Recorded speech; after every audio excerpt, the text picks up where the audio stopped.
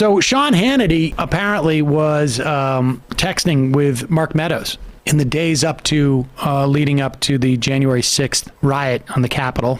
He was talking about the plans that the president was telling him and what he was seeing coming out of the White House counsel. And at one point he told Meadows, like, we can't lose the entire White House counsel. He's talking about the lawyers in the White House who are basically saying, like, you can't do what you're trying to do. Here is Ted Cruz on with Sean Hannity on January 5th, 2021, which indicates that at the very least, Ted Cruz had a notion of what was going to happen and that Sean Hannity did too. Now, remember, it's not like, oh, there's going to be a rally tomorrow, right? Or that the president's going to give a speech, or that we're going to vote on certification for the president, or even that, like, I'm just going to vote no on the certification, even though everybody else will vote for it. So the January 6th commission has asked Hannity to cooperate because he shows up in all these texts that he sent to Mark Meadows. And he's not doing this as a reporter, incidentally. When you write, we can't lose the White House counsel, you're not reporting. Go ahead. Texas Senator Ted Cruz joins us. Senator, thank you for being with us. Big day tomorrow. Big crowds apparently showed up to the point where the West Wing could hear the music and the chanting of the people that were there already. And this all kicks off in the morning tomorrow. Well, Sean, that's right. And tomorrow is an important day. We have an obligation, I believe, to protect the integrity of the election and to protect the integrity of the democratic system. And so last week, as you know, what I did is work to bring together a group of 11 senators. I spent about 20. Yep. Big day tomorrow. It's almost like they're building up expectations for something that they either thought might happen. I don't know. Interesting.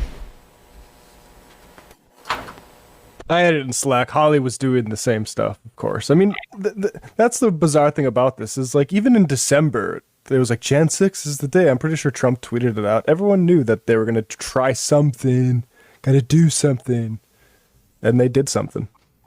Yep. You want to watch the Hawley clip? What's that? Do you want to watch the Hawley clip? The Josh Hawley? Yeah. Which one is that? Matt, you just added that in Slack? Yeah, I added it in Slack. It's from January 4th, 2 days before. Yeah, Hawley knew what was going on too. Completely lying and building this up. Okay, gotcha. What is the ultimate goal here? You've talked about it a little bit differently than Senator Cruz has. What are you trying to overturn the election as it stands now and to keep President Trump in the White House as of January 20th? What I'm trying to do, Brett, is to raise the concerns that my constituents have all over Missouri. I have heard from people like I've never heard before over the last month about this election. They have major concerns about the integrity, the fairness of this election, and they expect me to stand up and to raise those concerns. And this is the only forum I have to do it. This is the forum that the Constitution and the statutes provide, and they also want action. They want an investigation into these irregularities.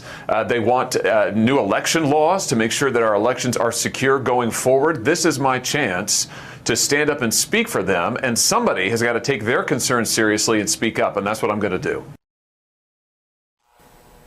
I mean, prime example of basically Hawley stoking these things. I mean, it's these concerns that he's talking about. There's a way that he could address those concerns and say, like, you know what, it's not real. Yeah, I looked into that, and it's bullshit, turns out.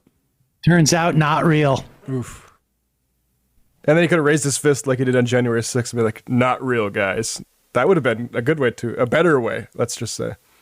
In fact, I was looking at a document and that the Giuliani team has prepared, and it's not only not real, they think that the Majority Report's the 10th most important social media conservative outlet in the country.